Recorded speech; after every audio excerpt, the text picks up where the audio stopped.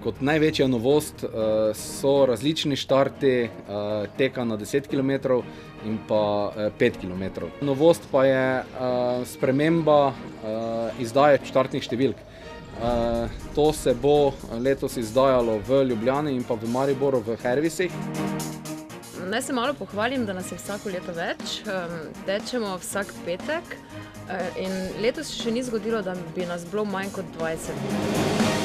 Se pravi, skupina The Cocktails in pa naša predstavnica na Evroviziji, to je Leja Sirk, ki bo prišla, mislim, en teden direktno po evrovizijskem nastopu, takoj v Radence.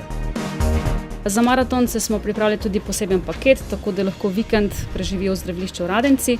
Za tekače, ki pa ne bodo preživeli vikenda v zdravilišču, pa so na voljo tudi ugodnosti v našem kopališču.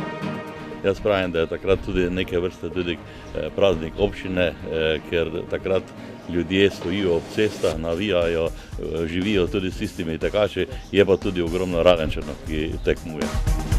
Ich freue mich auf diese Veranstaltung auch in Österreich. Es ist immerhin ein Marathon, wo die Leute 4-mal die Grenze überschreiten. Das ist einzigartig, glaube ich, sogar weltweit.